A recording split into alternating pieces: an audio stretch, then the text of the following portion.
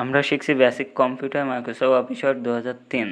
এখানে আমরা ফরম্যাটের ভেতরে কাজ দেখছিলাম, ফন্ট দেখছিলাম, paragraph, bullet and numbering, border and shading. আমরা এখান থেকে শুরু করব। তার আগে আমার লেখাটা মার্ক করে নেব। এখানে লেখাগুলো টোটালি মার্ক করে নেব। লেফট বাটন চেপে ধরে লেখার ওপর দিয়ে নিয়ে আসলে মার্ক হয়ে যাবে। এখান থেকে আমরা ফরম্যাটে আসব। ফরম্যাটে আসার পরে এখানে আমরা বর্ডার অ্যান্ড শেডিং অপশানে আসবো। এখান থেকে বর্ডার অ্যান্ড শেডিংয়ে আসবো। এসে আমরা এখান থেকে তিনটা কাজ দেখবো, বর্ডার, পেজ বর্ডার আর শেডিং। এখানে তার আগে আমরা বর্ডারটা দেখে নিই। বর্ডারে এখানে নান করা আছে, এখানে বক্স, শ্যাডো, 3D, কাস্টম, এই অপশানগুলো আছে। এখান থেকে যে কোনো একটা অপশান আমরা দিয়ে দিতে পারি, সেই স্টাইলে আমাদের এটা লাইনটা আসবে। এখান থেকে বক্স অথবা এখানে বক্স দিলাম, দিয়ে এখানে এই পাশে স্টাইল আছে, লাইন স্টাইল কেমন দেব সেটা আমরা এখান থেকে দিয়ে নিতে পারবো। এখান থেকে এই লাইনটা আমরা সিলেক্ট করে নিব বা যেটা দেব সেটা ক্লিক করব, করে আমরা এখান থেকে আরও আছে সেগুলোও নিতে পারি। ডাবল লাইন আছে, আর এখানে লাইন কালার আছে, লাইন কালারটা নিতে পারি। এখান থেকে কালার ক্লিক করব, ক্লিক করলে এখানে অনেক কালার আছে, তা বাদে আমি এখান থেকে নিচে যে কালার দেব এখান থেকে ক্লিক করে নেব। এখানে কালার আসছে, এখানে ওকে দেব। ওকে দিলে আমাদের লেখাটা ওই বক্সের ভেতরে আসবে।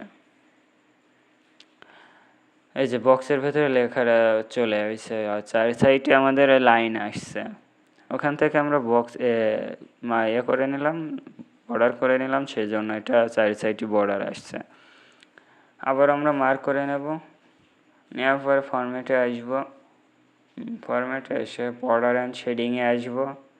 এসে এখান থেকে আমরা যদি এখানে আছে অপশান আছে, আমরা বক্স নিয়েছিলাম তখন, এখান থেকে আমরা শ্যাডো নিয়ে নিতে পারি। এখানে শ্যাডো দিলে ছায়া মতো আসবে ডান সাইডের নিচে আর ওপরে, ডান সাইডে আর নিচে ছায়া মতো আসবে। এখান থেকে যদি ওকে দিই তাহলে আসবে। আর এখান থেকে লাইনটা চিকন মোটা আমরা কেমন নেব সেটা এখান থেকে নিয়ে নিতে পারবো।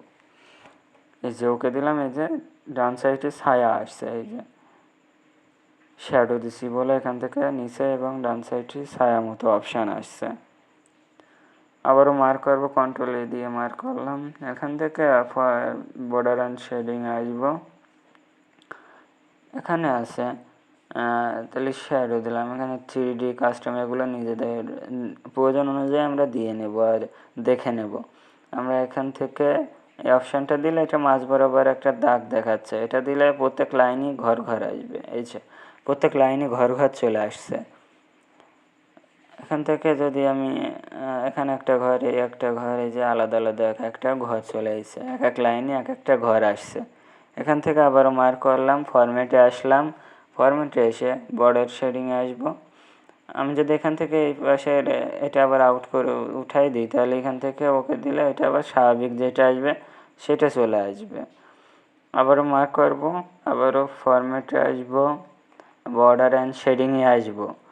বর্ডার অ্যান্ড শেডিংয়ে এসে এখান থেকে আমরা যদি ওপরেরটা তুলি তাহলে ওপরের এখানে দেখাচ্ছে আউট হয়ে গেছে, ওইভাবে আউট হয়ে যাবে। যদি নিচেরটা তুলি নিচের দাগটা উঠে যাবে।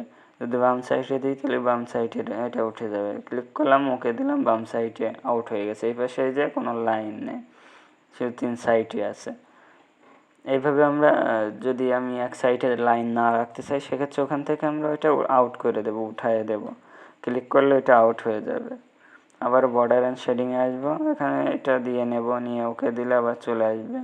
আর এখান থেকে নাম দিয়ে ওকে দিলে আমাদের টোটালি যা আছে আগের অবস্থায় ফিরে আসবে, মানে স্বাভাবিক হয়ে যাবে। আবারও মার্ক করে নেব, এটা লেখাটা মার্ক করব। লেখাটা মার্ক করে ফরম্যাটে আসি, border and shading. Border and শেডিংয়ে এসে এখান থেকে আমরা বর্ডার দেখলাম, আর আমরা এখান থেকে পেজ বর্ডারটা পরে দেখছি। তার আগে আমরা শেডিংটা দেখব। শেডিংয়ে আসবে, এখানে বিভিন্ন কালার আছে, কালারগুলো দিতে পারবো।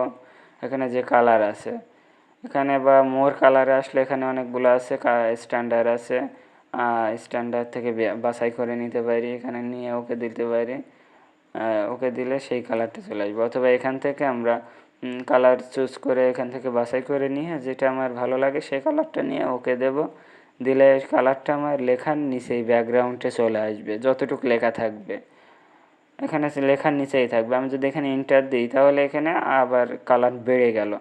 লিখতেই থাকলে এইভাবে কালার বাড়তে থাকবে, আমি যতটুকু লিখবো ততটুকুই কালার বেড়ে যাবে। এখান থেকে লিখছি আর এখানে যতটুকু লিখবো ততটুকু কিনে ব্যাকগ্রাউন্ড আসবে। আবার মুছে দিলাম, এগুলো আউট হয়ে গেলো। আবার মার্ক করে নিই কন্ট্রোলে দিয়ে, এখানে ফরম্যাট বর্ডার অ্যান্ড শেডিং। এখান থেকে আমরা যদি নো ফিল করে দিই, নো ফিল দিয়ে ওকে দেবো, দিলে তাহলে কালার আর থাকবে না, স্বাভাবিক যে অবস্থায় ছিল সেই অবস্থায় চলে আসবে। এই যে কোনো আর ব্যাকগ্রাউন্ডে কালার নেই। এবার আর আমার মার্ক করা লাগবে না। এখানে ফরম্যাটে আসলাম, এখান থেকে ফরম্যাটে আসবো, আসে বর্ডার অ্যান্ড শেডিং। এখান থেকে আমরা শেডিং দেখলাম, বর্ডার দেখলাম, সে পেজ বর্ডারে আসবো। পেজ বর্ডারের কাজ হচ্ছে পেজের চারি সাইডে বর্ডার দেওয়া, চারি সাইডে বর্ডার এখান থেকে আমরা দিয়ে নিতে পারবো। পেজ বর্ডারে এসে নানে আছে বক্স শ্যাডো, সেমভাবে আমরা এখান থেকে দিয়ে নিতে পারি। কাস্টম যেটা আমার এখান থেকে ভালো লাগে সেটা আমার এখান থেকে দিয়ে নিতে পারবো। এখান থেকে লাইন দিয়ে নেব, লাইন স্টাইল কেমন দেব, এখান থেকে কালার দেব, কালারে ক্লিক করে যে কালারটা দেওয়ার ইচ্ছা সেটা আমরা এখান থেকে ক্লিক করে নেব, ওকে দেব। ওকে দিলে পেজের চারি সাইডে লাইন চলে আসবে, বর্ডার আসবে। এখান থেকে যে পেজের চারি সাইডে বর্ডার চলে আসছে, এইভাবে চলে আসছে চারি সাইডে। এটা হচ্ছে পেজ বর্ডার।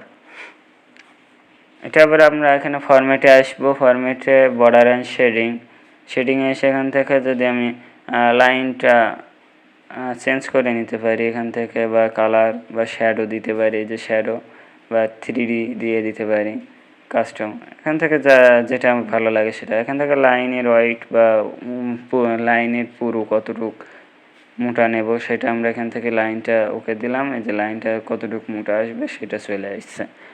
এইভাবেই চারি সাইডে আমরা এখানে বর্ডার দিয়ে নিতে পারবো। আবারও ফরম্যাটে আসবো, বর্ডার অ্যান্ড শেডিংয়ে আসবো।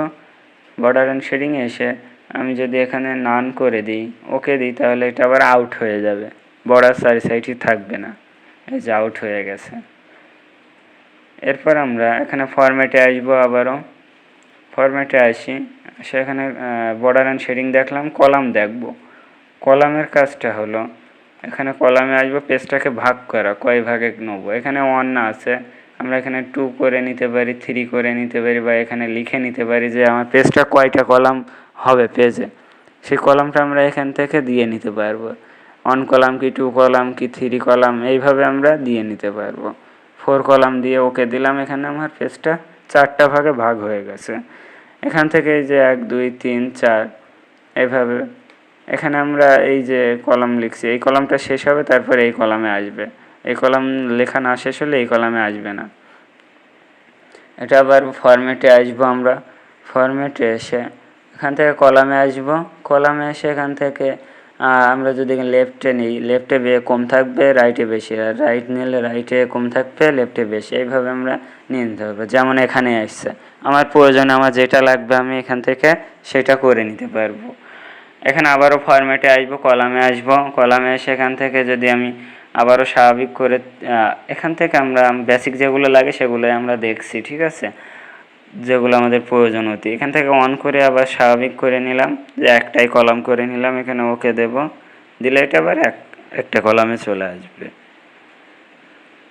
তাহলে আমরা আজকে দেখলাম এখান থেকে ফরম্যাটে দেখলাম, বর্ডার অ্যান্ড শেডিং এবং কলামের কাজটা দেখলাম, এখান থেকে কলামের কাজ। আজকের পর্ব আমাদের এই পর্যন্ত। বর্ডার অ্যান্ড শেডিংয়ে আমরা দেখলাম বর্ডার, পেজ বর্ডার আর শেডিং, এই 3টে কাজ।